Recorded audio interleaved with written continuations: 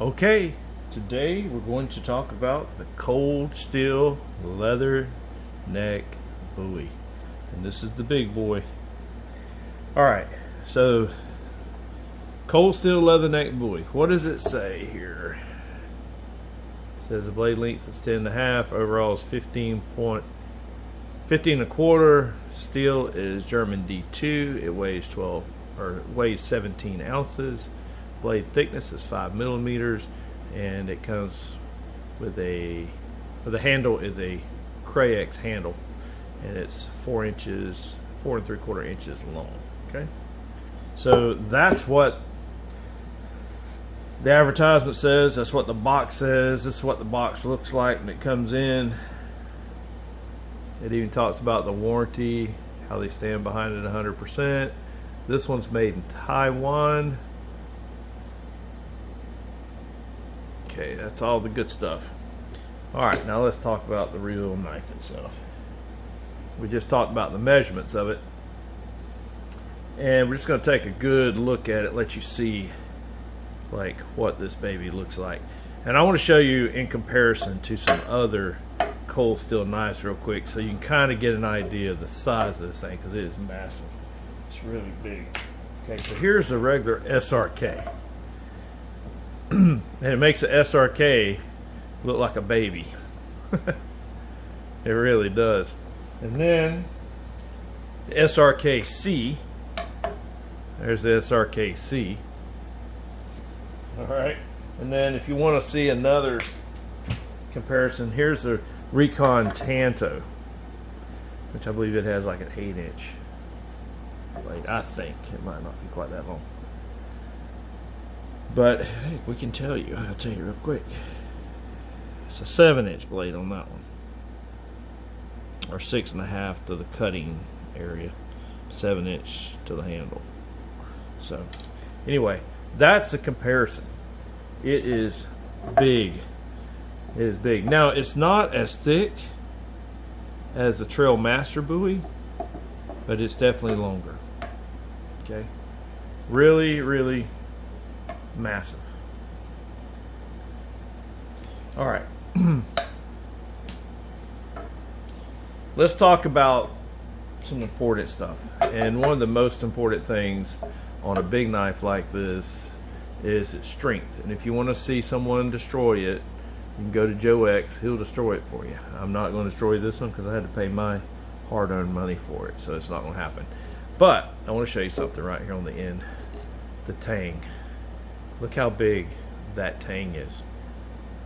It is almost as wide as the handle, or this portion of the handle right here. So it runs all the way down through here. So that gives you a pretty healthy tang. And it's going to be real hard to break that, if you can see that. So I like that. I like that better than I do the normal leather neck stuff or the normal bowie stuff when it comes to having a healthy tang. Now the material it's made with is German D2, and that's basically a tool steel, which is good stuff. I mean, it's just a good solid steel, and it can take a pretty good abuse.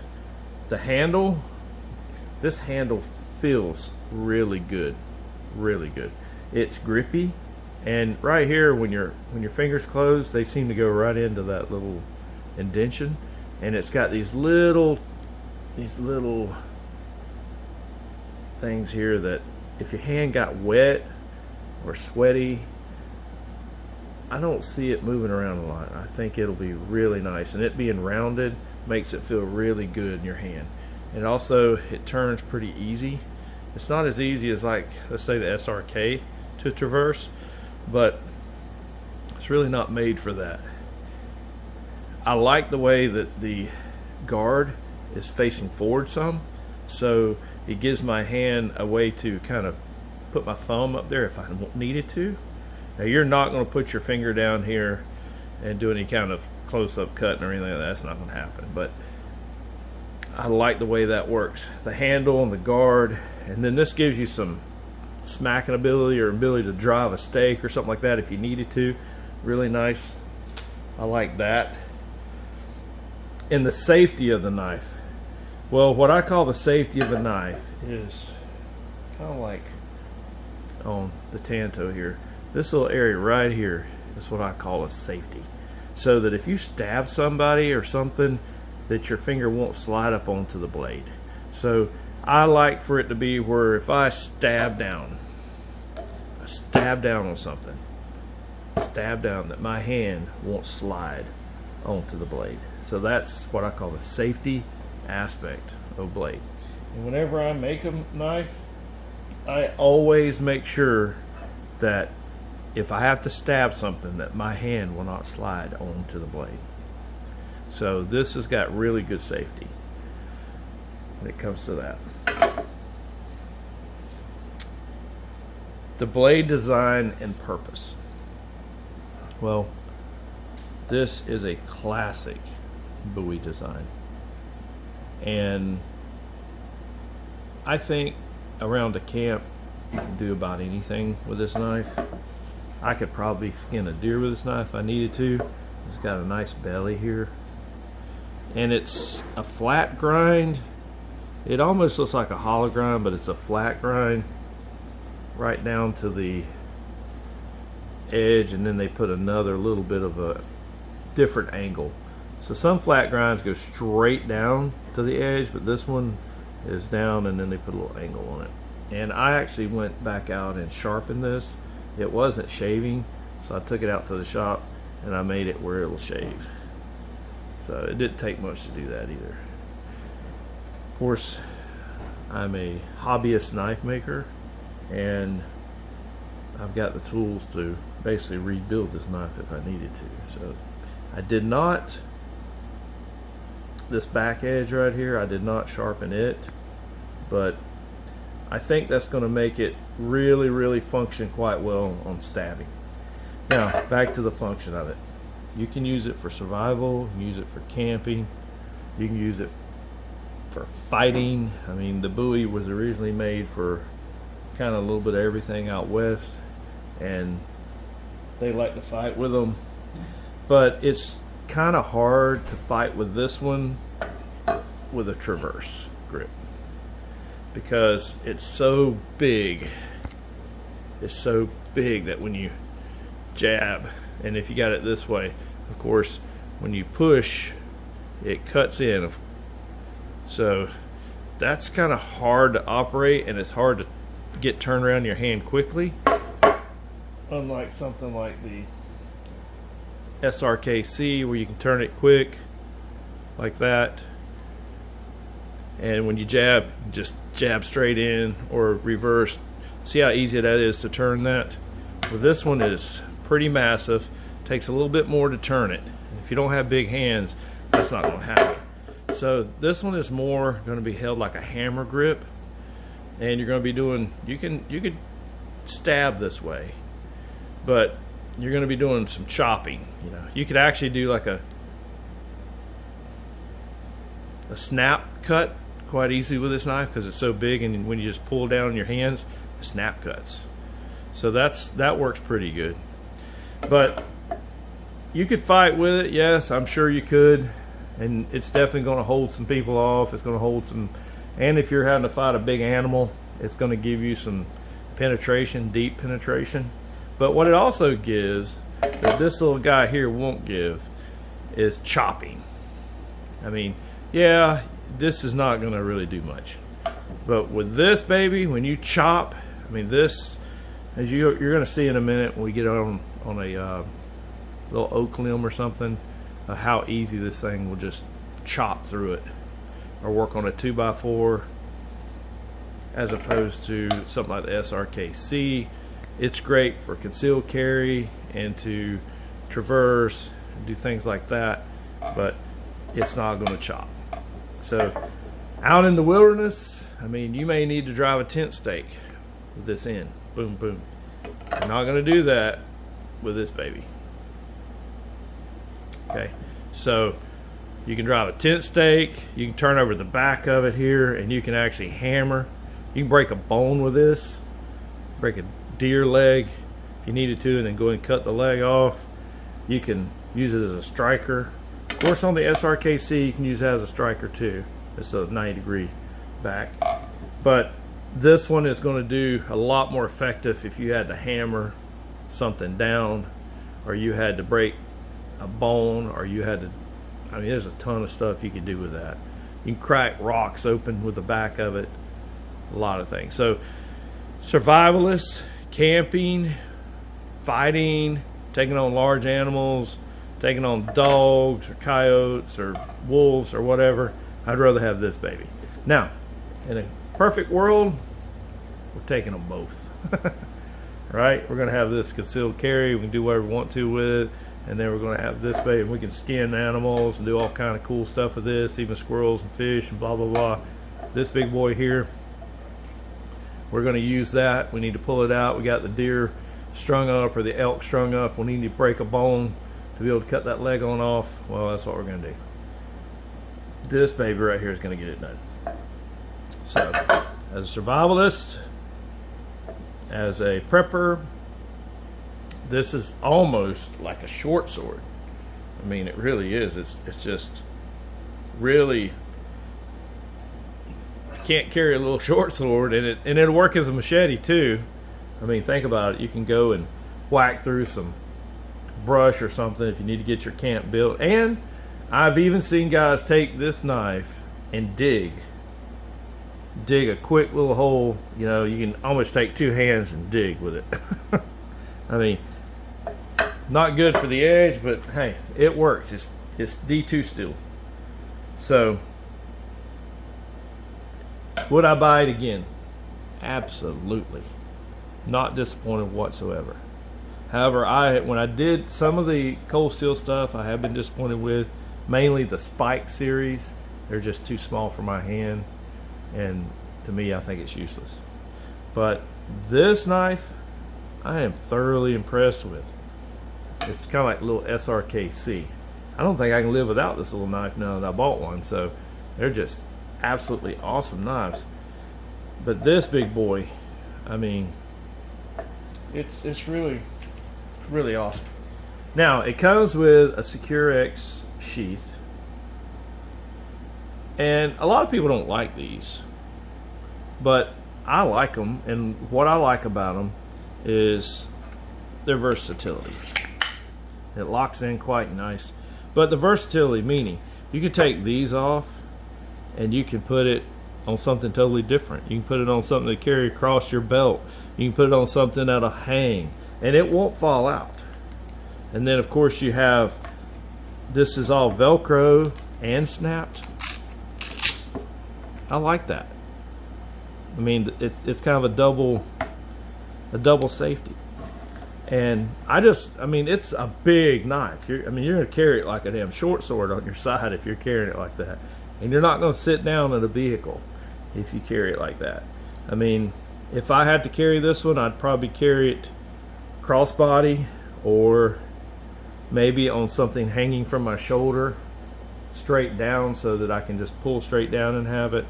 I don't know. I'll have to, or have it where I stick it on my belt after I get out of the vehicle, or mount it inverted on some kind of a LBE or something like that. But it's big. I mean, it's big, and it's pretty bulky. I mean, now, like I said, it doesn't weigh that much. So I mean, would I throw it out of a pack to save weight? No, I would not. But you know, so it is what it is. So would I buy it again? Yes. How do I rate it 1 through 10? I'm gonna give it a 10. Just because if I was designing this thing, I was thinking to myself, what would I change? Well, a lot of times on these like K-bars and stuff, this tang is not big enough, and I always say, well, I just make a bigger tang. Well, this one's got a bigger tang. Now, I don't know how well this rubber handle is going to last over time, because I know a lot of times you let them sit and just time makes them turn into mush. A lot of that happens. But I mean, what would I change about it? I might with sharpen. I probably will. I'll probably go sharpen this, So let's say I'll give it a 9 because I would have made this sharp. And then I would have made it out of a little better steel, you know, but then the price is going to go way up. And this one I think is sitting at like $199, and they had a sale for a couple days, and I got it for like right at $100, which is a pretty good deal. So yeah, I mean, I'd lower the price, but if I had to make this, this might cost you $500 if I made it, just because of how much work would go into that. And I probably wouldn't use D2 steel if I made it. I'd probably use like a 1095 or some kind of high carbon type deal. Of course, D2's gonna rust a little bit too if you don't watch it, but or you could buy it with 3MV, something like that. You know, some of these, I mean, I have actually made knives like this out of old files, and they turn out absolutely awesome. I mean, they are hard to beat out of file steel. But, you know, file steel is a dice roll. You don't know if you're going to get a good file or a bad file. Nicholson's do pretty good, but some of those China files are junk. So, yeah, I'd say a 9.5 to 10 rating. Yes, I'll buy it again. I think it's an awesome knife. So, let's go and do a little testing. Not tear it up or break it, but let's just show, you know, a few things it can do out in the wild, kind of in its element. I know we can't fight a grizzly bear, we can't take on a pack of coyotes or anything like that, but we sure can go out and just kind of see what it can do. You know, with this shape like this, I think it'd be a really good skinner for a large animal. You know, just it probably cut up a chicken pretty easy, things like that. I mean, if you had to process some meat or stuff like that. All right, well, let's go take a look. Okay, so I built this dummy. This is a practice fighting dummy.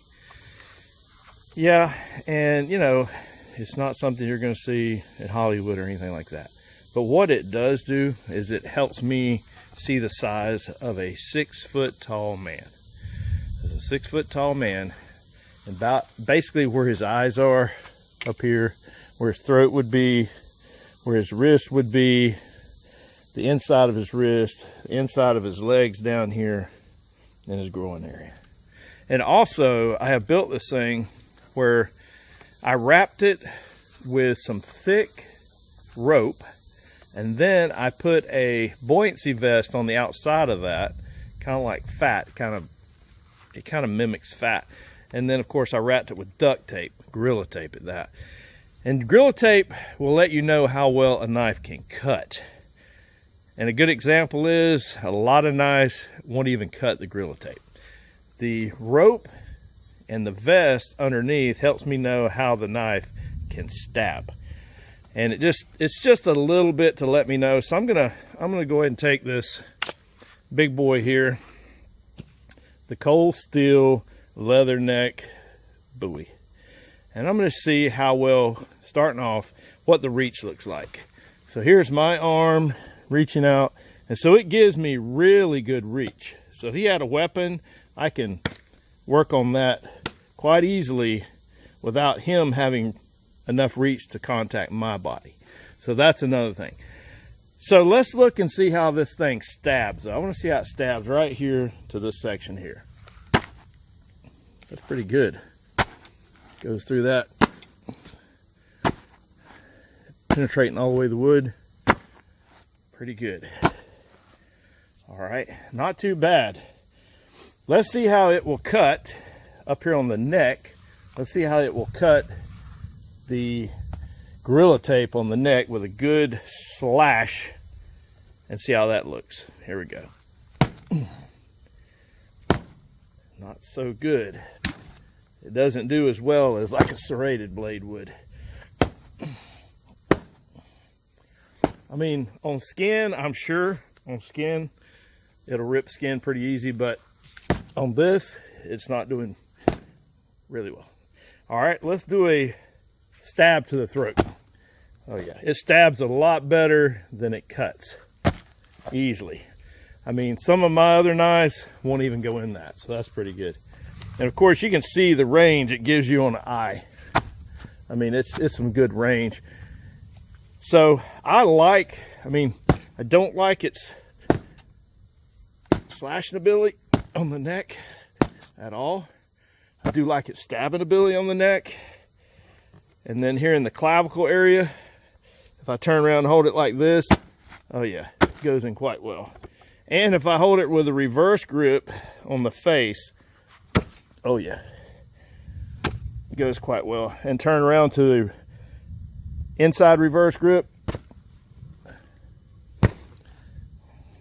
Hard to get back out, but oh yeah, works pretty good on that. Outside reverse grip, good on the neck, good on there. So yeah, if you're gonna do ice picking, works pretty good, or if you're just straight stabbing, it works pretty good. I would not suggest, I mean, it's cutting a little bit in the center. It's cutting it pretty good if you get a good chop, but not up here on the neck so well.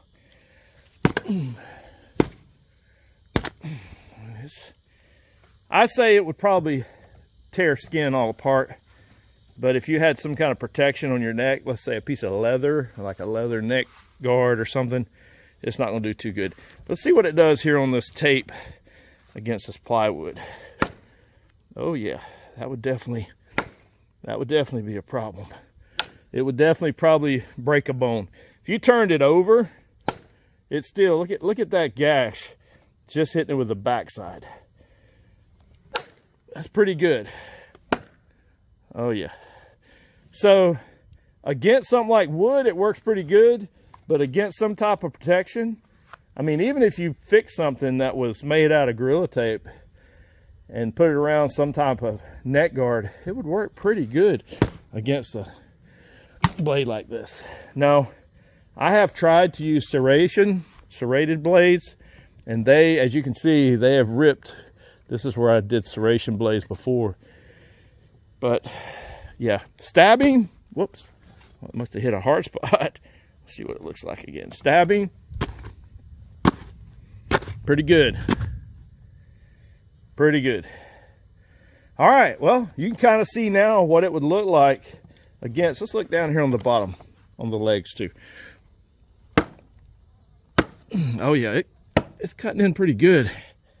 The other side, it's cutting that better than it does the neck. Maybe it's the angle, the chopping angle. Yeah, let's see what it looks like here.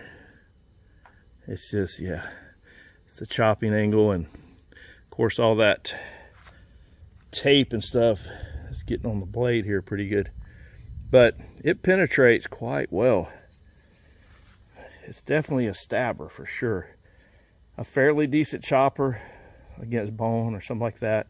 Probably against the arm skin would be really well, but not doing really well on this Gorilla Tape on the neck. So anyway, so now you see. All right, so we're gonna test this Leatherneck Bowie cold steel German D2, and I like to test it with an old water hose. Now, this is one of the cheap ones, the El Cheapos. It's just made out of rubber, and it's old, and it's been caramelized or whatever you're gonna call it. I'd just like to see if it'll cut this, because this is one of the hardest things in the world to cut. And I'm telling you, and this blade is shaving, but it's struggling a little bit to go through this. Got to really bear down. So that is not easy to cut through. Okay. Now, let's just look at that in comparison to something like Kershaw Blur.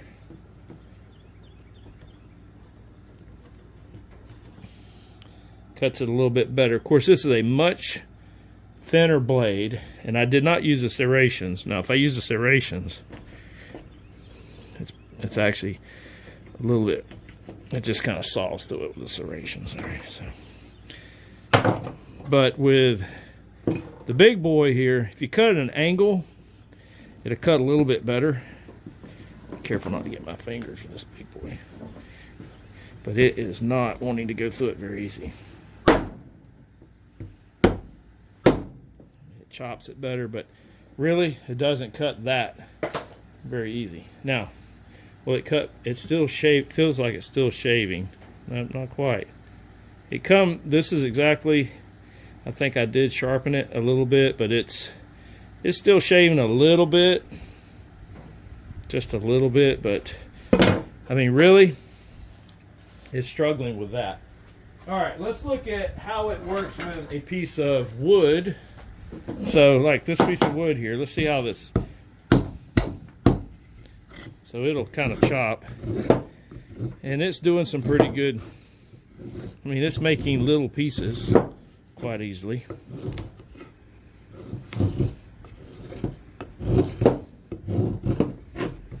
As far as chopping, I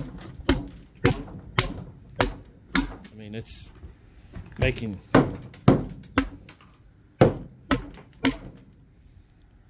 I mean, it's a brute tool for sure. It's not a scalpel in any way.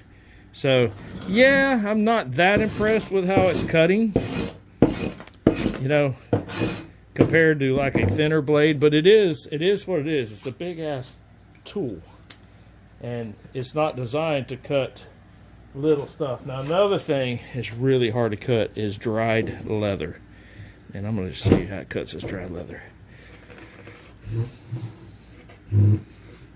And it's not cutting it worth a shit. I mean, it'd be nice if it had some serrations here on the bottom so I could kind of slice through it. Now, in all fairness, I'm going to see how Kershaw Blair cuts this leather.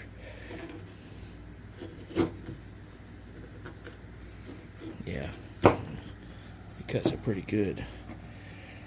So yeah, its cutting ability, you know, I'm not real happy with the cutting ability, straight up.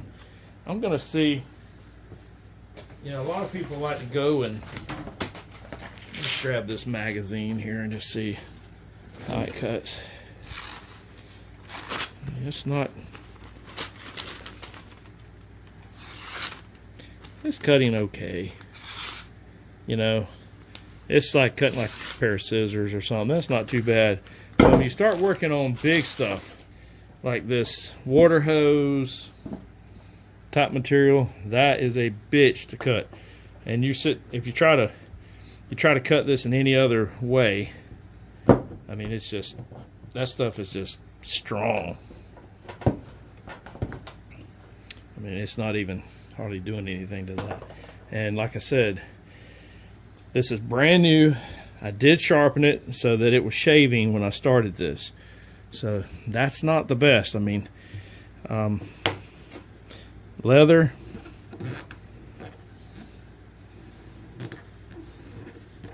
I mean, I'm even sawing on this leather, and it finally made it through. But this is some hard-ass leather. This is that really hard, dried leather, which, unless it's really sharp, it's not going to cut through it. Now let me try something. I just want to know what my other knife does with it. I have this off-grid knife. Let's see how it does with it. Yeah, it's not. It's struggling too. Yeah. Golly. It finally got through it, and this does shave. So let's see what the off-grid knife does to this water hose. This water hose is a beast. I'm telling you, it's always a good tester. Huh? Not too bad. It goes through it better than the Leatherneck did. Try that one more time. It just seems like this Leatherneck should just power through it, but it's just not doing it. So, well, in this little test, the cutting ability is pretty good with paper. It's pretty good at chopping, but as far as just slicing through something, I mean, it's pretty thick. It really is pretty thick, but it's a flat grind down to almost a 0, so I don't see why it wouldn't go through it. But I mean, yeah, it's what it is. See what the next one looks like. Okay, so I went and sharpened this bad boy because I think it can do better. I'm just gonna see what it does. So right now it is peeling the hair off with no problem. I can give myself a good arm shave here. So it is peeling the hair off with 0 problems. Now this sharpened, I want to see what it does on this water hose. It's shaving now. Bear in mind, it's shaving.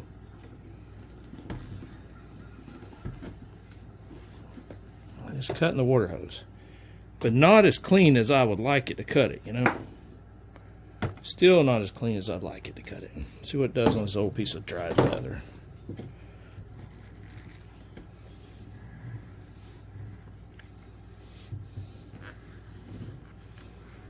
He's cutting it, but still struggling to cut it, even though it's shaving. And you can see right here, you can see it shaving.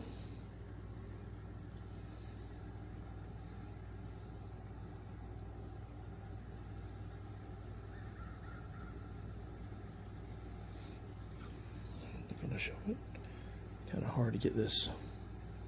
But you can see that it's shaving the hair right off of my hand here.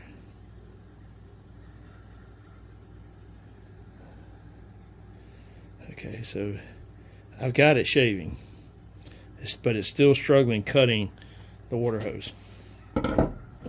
As opposed to the off-grid knife, it's not even shaving right now, but it'll cut that water hose.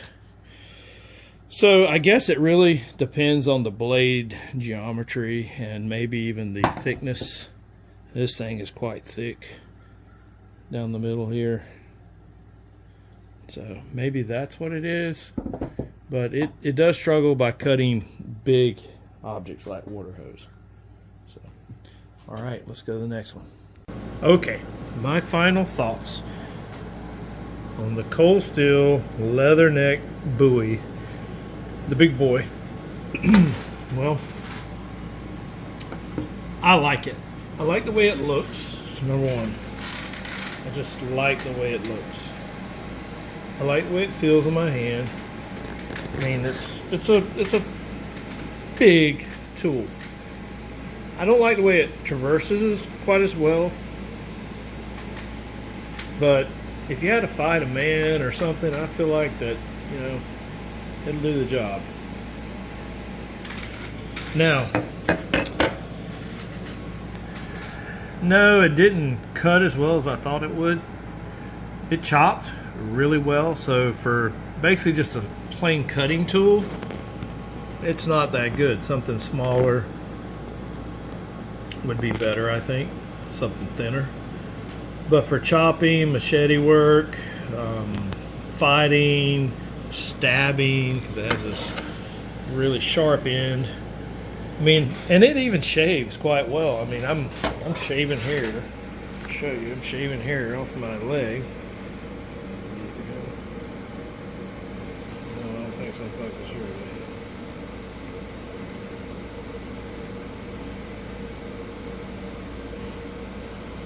Shaving hair.